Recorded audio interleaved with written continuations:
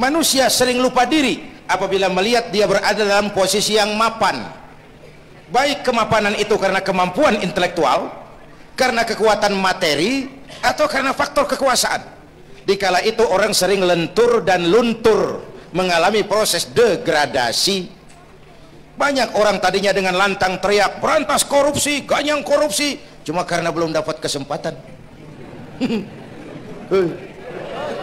Begitu dapat kesempatan, korupsinya lebih gila dari yang diteriakin. Ada nggak yang model begitu? Di luar negeri, di luar negeri, luarnya lagi malah terjadi proses degradasi. Makanya saya sih ngarepin ini menteri-menteri kabinet baru yang kemarin dilantik, DPR baru, saya ngarepin waktu dilantik tuh baca doanya nawaitu sauma godin. Niat puasa dulu deh. Ini negara lagi kurang tapi bagus, ekonomi masih gonjang ganjing, rakyat masih Senin Kemis. Nawaitu sauma godin dulu deh. Nunda dulu, nunda tempe boleh habis maghrib. Nunda entaran. Tahu boleh habis maghrib. Menteri mau naik mobil mewah boleh, ntar kalau ekonomi udah mendingan, rakyat napasnya udah pada lega. Nawaitu saum, ini malah dilantik malah Allahumma lakasumtu. Doa buka puasa yang dibaca habis rakus semua jadi.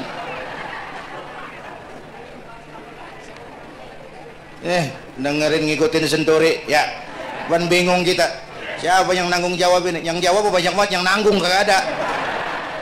Bener nih, yang jawab semua jawab pakai jurus bekelit. Yang nanggung kagak ada. Nih ujung-ujungnya saya khawatir kayak lagu Bengawan Solo, akhirnya ke laut. Kalau udah ke laut udah kagak ada yang ngurusin, udah ribet urusan. Kita ini sekarang banyak yang merasa pinter tapi tidak pinter merasa. Akibat era informasi kita banyak tahu tapi nggak tahu banyak. Coba dong, siapa aja ngomong apa aja diomongin, begitu dia dalemin gue juga katanya. Banyak tahu tapi nggak tahu banyak. Merasa pinter tapi nggak pinter merasa. Orang tuh kalau merasa pinter yang timbul keangkuhan, tapi kalau pinter merasa yang timbul kebijakan. Ayolah, nah itu sama Godin sebentar kok, nunggu maghrib deh. Kalau ekonomi udah beres, rakyat hidup udah rada mapan, itu menteri mau pakai mobil buahnya mewah masa bodo amat. Ya, lo menteri-menteri di Inggris harga mobil dinasnya 200 jutaan, padahal Inggris yang bikin Rolls Royce, Inggris bikin mobil Bentley, Inggris bikin mobil Aston Martin. Aston Martin itu merek parfum apa mobil pakai? Merek parfum apa mobil? Merek mobil bang. Itu Aston Martin yang dipakai James Bond itu. Oh iya iya. Punya pakai? Gue juga katanya. Lah mobil menterinya harga 200 jutaan. Menteri-menteri Malaysia pakai mobil Proton Saga, produknya sendiri. Kita 1,3 miliar. Mudah-mudahan mobil dinas baru ini bisa meningkatkan kinerja saya, kata seorang menteri. Dodol. Apa hubungannya mobil mewah sama kinerja? Apa hubungannya mobil mewah sama kinerja? Kalau memang mental bajai, biar naik Mercy juga selanang-selanang nggak karu-karuan. Mental. Dan ini saya mau bicara, kita perlu stabilitas temperatur batin atas terjadinya perubahan yang membawa pergeseran nilai. Kita harus kayak ikan di laut. Ibu tahu ikan di laut? Tahu? Itu katanya ikan di laut udah Kristen semua. Sebab yang paling gedenya paus.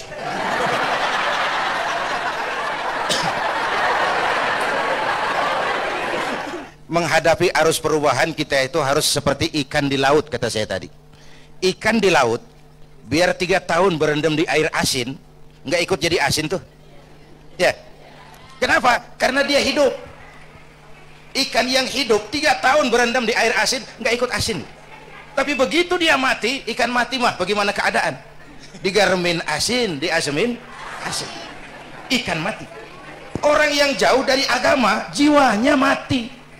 Kalau jiwanya mati, gampang diasem garemin lingkungan. Dekat sama ustadz, kalem kayak ustadz. Dekat sama tukang mabok, teler aja lagi.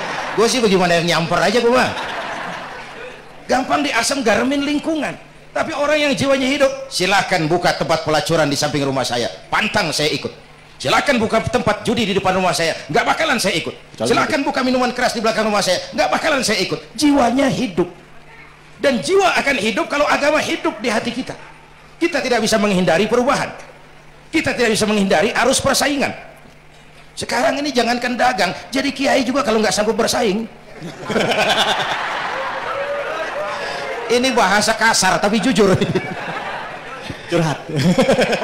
Karena sekarang orang hidup di zaman banyak pilihan, pergeseran nilai pastilah terjadi. Dulu tahun 60-an Betawi nih, sebelum listrik masuk desa, asal sore habis maghrib kita jalan masuk kampung, berasa banyak Islam tuh. Berumah sono anak muda lagi pada baca Yasin, belah sono yang sono lagi latihan barzanji, belah sono ibu-ibu mengempet ngapalin sifat 20. Dulu tuh masih rumah gelap, belum ada listrik ya. Anak muda lagi belajar huruf Al-Quran, alif basa alif bawa alif dapan o a e o mim da sema ta da lapan ta lam dapan lo mata lo. Berasa. Nah, begitu masuk listrik, rumah pada terang, terjadi pergeseran nilai. Apa yang kita lihat? Televisi main gede-gedean. Ya, ya. Ngaku lu, ngaku. Suara Al-Quran sepi. Jangankan yang baca barzanji, yang apal sifat 20, yang baca Quran pun sepi. Ini pergeseran nilai. Dulu sosial kontrol tajam, Pak. Orang peduli sama lingkungan. Dulu, sekarang lu gue. Ya, ya. Dulu kalau ada anak gadis hamil di luar nikah, aib, malu selebar kampung. Sekarang makanan hari-hari. Benar-benar nih. Ibu-ibu lebih menghargai selingkuh daripada poligami. Ayo ngaku. Yang bapaknya senyumnya lebar banget nih Pak. Yang bapak. Terjadi pergeseran nilai. Nah, kita ingin pergeseran nilai itu yang positif, bukan yang negatif. Nah, supaya bisa kita harus punya filter. Ini kan abad entertain, Pak. Orang pandai membangun pencitraan sekarang ini. Karena rakyat kita, umat kita ini kan sekarang kayak daun kering, Pak. Gampang dikumpulin, susah diikat. Berisik, gampang dibakar. Cepat heran, gampang kagum. Masyarakat mall. Nih ibu-ibu nih, coba asal ada mall baru, rame-rame aja berangkat. Belah sana buka, rame-rame dia ke sana. Kagak belanja. Numpang heran doang. Ke sana heran, kemari kagum. Ini dimanfaatkan oleh ahli entertain. Pandai membungkus, membangun opini, membangun pencitraan. Maka kita harus punya filter. Menghadapi arus perubahan, harus punya stabilitas temperatur batin. Apa konsepsi dasarnya? Agama, Bu. Kekuasaan kalau jatuh ke tangan orang beriman, aman. Ilmu kalau jatuh ke tangan orang beriman, manfaat. Harta kalau jatuh ke tangan orang beriman, manfaat. Rahmatan lil. Tapi kekuasaan jatuh di tangan orang yang jauh dari iman, Fir'aun kan dulunya cuman raja, Bang. Cuman kelamaan jadi raja, nggak ada yang nandingin, akhirnya lupa daratan, ngaku jadi Tuhan. Ana rabbukumul a'la, aku Tuhanmu yang paling tinggi, katanya. Ya hadapi oleh Musa. Dulu mah adu sihir, sekarang kan adu konsep. Itu cuman beda versi aja. Dulu adu sihir, sekarang adu visi dan misi. Polanya sama. Begitu orang tuh dikenal dari visi dan misinya. Akhirnya Fir'aun mengangkat diri jadi Tuhan, ditenggelamkan di Laut Merah. Begitu udah cengap-cengap napas sampai tenggorokan, baru amantu bi Rabbi Musa wa Harun. Aduh, kalau begini saya juga percaya sama Tuhannya Musa. Udah mau mati. Walaikal maut, gemes banget, dikedukin lumpur, dijebulin, mampus loh. Kemarin kemana udah gini hari baru beriman. Ya, kekayaan kalau jatuh di tangan orang yang jauh dari iman, yang muncul korun, lupa diri, lupa daratan, masuk dalam kategori kalla innal insana la yatgha ar-ra'ahus tagna. Maka dalam pada itu kita bersyukur Majelis Ulama memberikan fatwa yang berkenaan dengan perubahan-perubahan yang terjadi di tengah-tengah kita, supaya kita ini punya pagar, supaya kita punya benteng ada yang kita pegang. Dan yang memberikan fatwa juga Majelis Ulama, bukan seorang tuh, majelis. Lalu terdiri dari berbagai macam proses pertimbangan. Nggak sembari ngelamun di bawah pohon jambu tuh nyusun fatwa tuh. Saya perlu sampaikan ini sebab orang kan harus hati-hati. Memang ada hadis, barang siapa yang berijtihad lalu ijtihadnya benar, dapat 2 pahala. Kalau ijtihadnya salah, dia dapat 1 pahala. Man ijtahada, man di sini bukan lil itlaq, bukan siapa saja. Barang siapa lalu siapa saja, nggak beres urusan.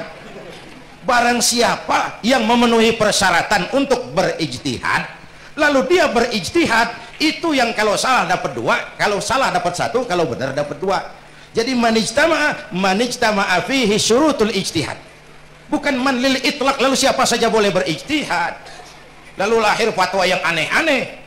Tetapi sungguh pun demikian, fatwa majelis ulama itu tidak bersifat mengikat. Ini yang bijaksananya. Tuh, dalam Al-Quran Pak, Bu, balik lagi ke ceramah nih. Dalam Al-Quran Allah itu maha bijaksana. Kapan? Coba. Kalau surga disediakan untuk orang yang tidak punya dosa, sepi surga. Ya, nih, ayo jujur nih. Ada nggak yang kagak punya dosa di sini? Nggak ada.